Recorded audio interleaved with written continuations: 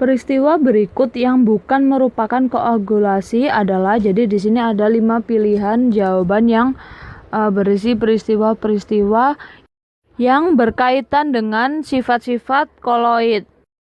Nah, jadi yang pertama peristiwanya yaitu penambahan elektrolit pada koloid bermuatan. Yang B, karet dalam lateks ditambah asam formiat. Yang C, asap pabrik dilewatkan pengendap Cottrell. Kemudian yang D, pembentukan delta pada muara sungai. Dan yang terakhir yaitu penambahan kaporit pada air lumpur.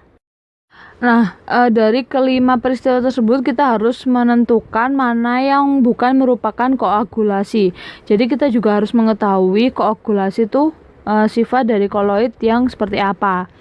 Jadi koagulasi sendiri itu merupakan suatu proses penggumpalan atau pengendapan partikel koloid dengan cara menambahkan bahan elektrolit yang memiliki perbedaan muatan sehingga membentuk partikel yang lebih besar.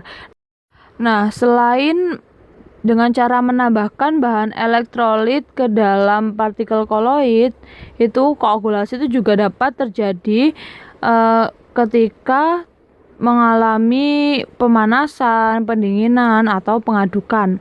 Selanjutnya mari kita analisis dan identifikasi sifat koloid pada masing-masing peristiwa yang diketahui.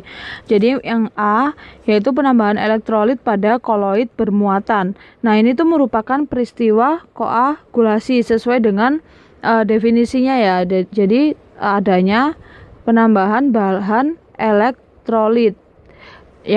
Kemudian yang B, karet dalam lateks itu ditambah asam formiat. Nah, ini juga merupakan koagulasi karena asam formiat ini tuh termasuk bahan yang bersifat elektrolit. Nah, karet dalam kapas ini yang bertindak sebagai partikel koloidnya. Jadi penggumpalan lateks itu dengan cara menambahkan elektrolit berupa asam formiat.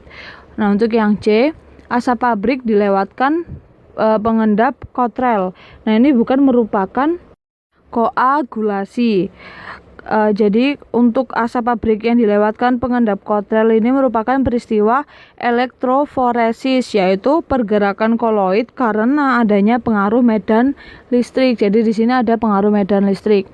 Selanjutnya yang D, pembentukan delta pada muara sungai. Nah, ini termasuk koagulasi.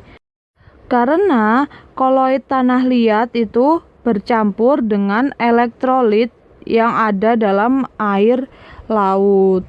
Selanjutnya yang E, penambahan kaporit pada air lumpur. Nah, ini termasuk peristiwa koagulasi.